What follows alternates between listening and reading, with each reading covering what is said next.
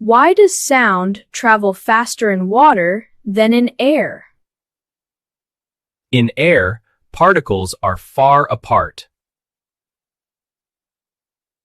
In water, particles are closer together.